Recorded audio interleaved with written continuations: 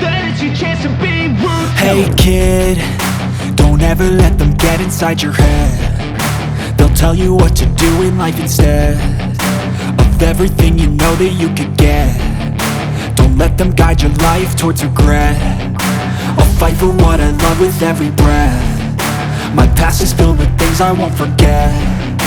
I use them all to push me to my best.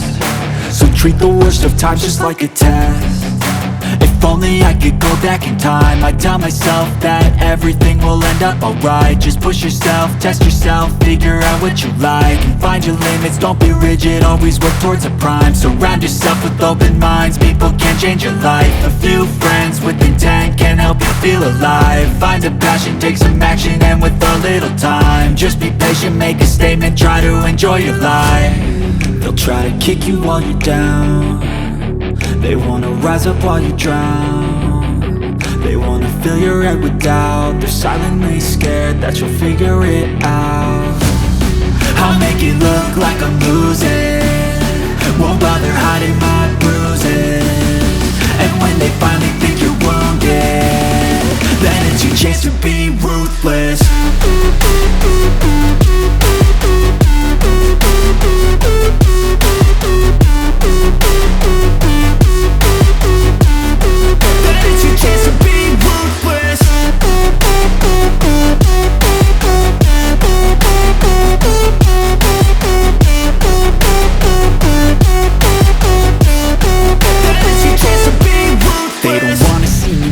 They don't wanna see me care. Anytime I make some progress, I can see that they compare. I think everyone's against me, maybe something in the air. Am I paranoid? I swear a void is forming and they're scared I walk a straight path. Not many can say that. I like to play fast, cross me and there's payback. You better pray that I don't see your face at any place that I go. I know you hate that. I've been doing fine, I'm not wasting any more time.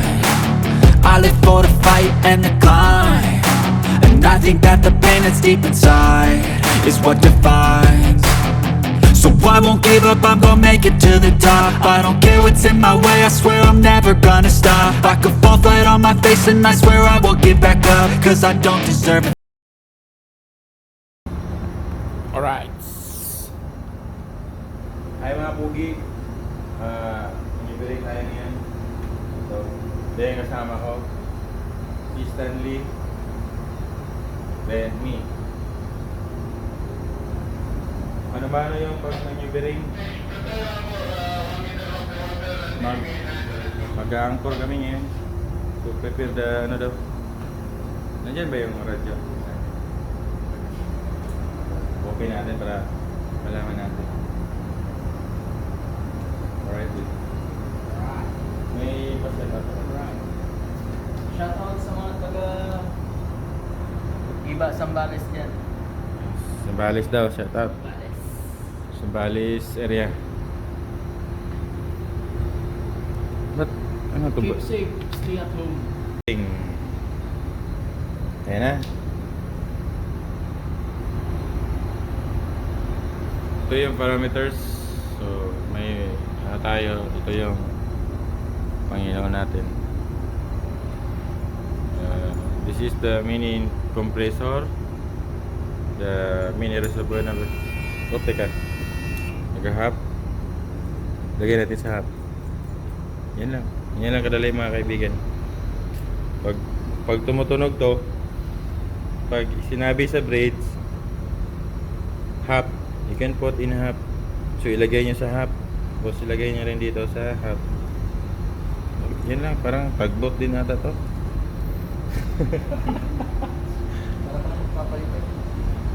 Subukan ko i-upload yung mga ganito. Salamat nga pala sa mga nag-subscribe sa akin. Thank you very much to all subscribers. Malapit na tayo, road to 1K na. Wow! Mga kaibigan, ano ba yun, Stan? Ano magandang sabihin?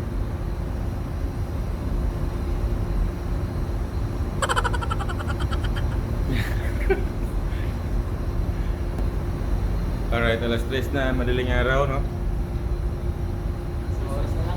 Tingnan mo yung rudder angle, naging 45 na. Ito yung ginagawa sa taas. Hardcore. Huwag niyo sirain, oy. Tandahan naman. Sagot yung sagot. Sugod na sugod eh. Pag masira, Makinista. Ang gagawa. mag-load ka yun ah. Pag nasira, makinista ang gagawa. Ayun lang, yun lang, mahirap na. Dandahan lang, oy. Hindi ano to.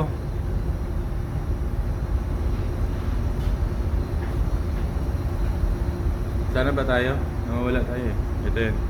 Main air compressor. Main air reservoir na... may air compressor. Main air reservoir 1 and 2. Then this is the starting air of main engine. Kaya ito yung service. Yan dalawa. Sasabay yan bababa. Sasabay tataas. Ito yung FO in. Ito yung pressure na fuel natin. No?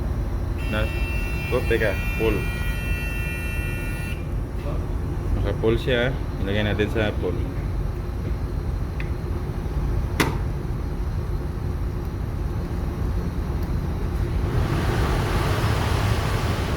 Yeah, dito kasi kung ano yung ano kailangan babantayan, saka yung mga parameters.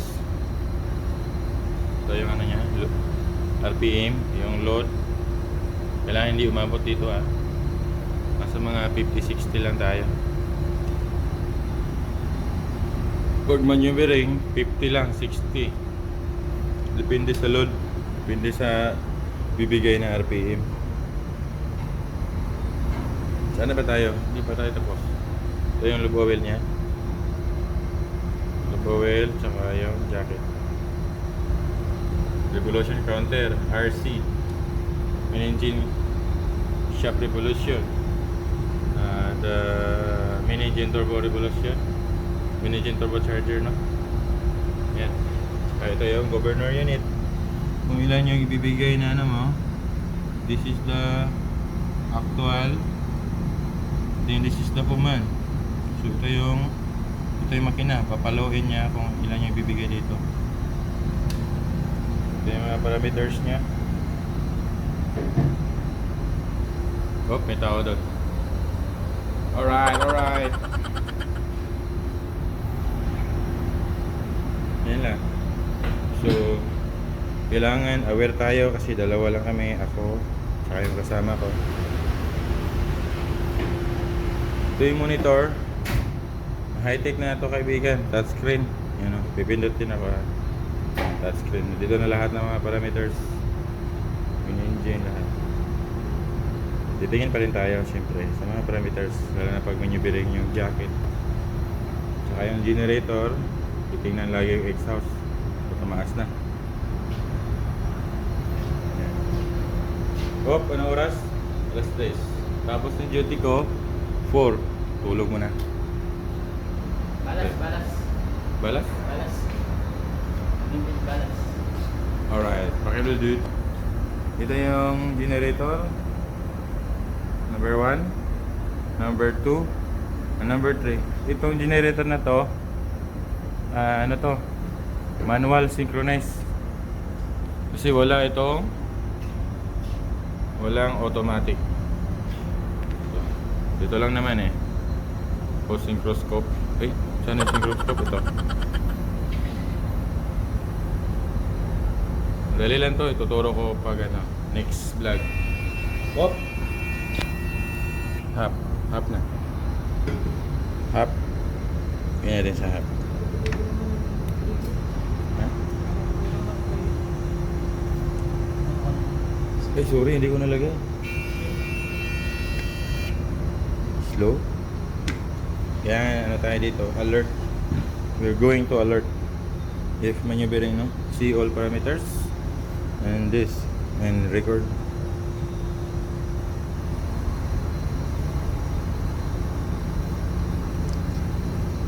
Tingnan natin lagi yung ano.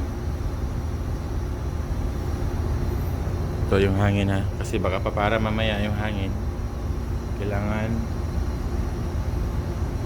ready yung compressor natin. Nandito yung ano to? May orange pa. Hi guys, so kung nagustuhan nyo yung vlog na to, please subscribe. Thank you very much and see you next time. Ano masasabi mo partner? Please subscribe Marine Engineer Works. Alright. Thank you very much.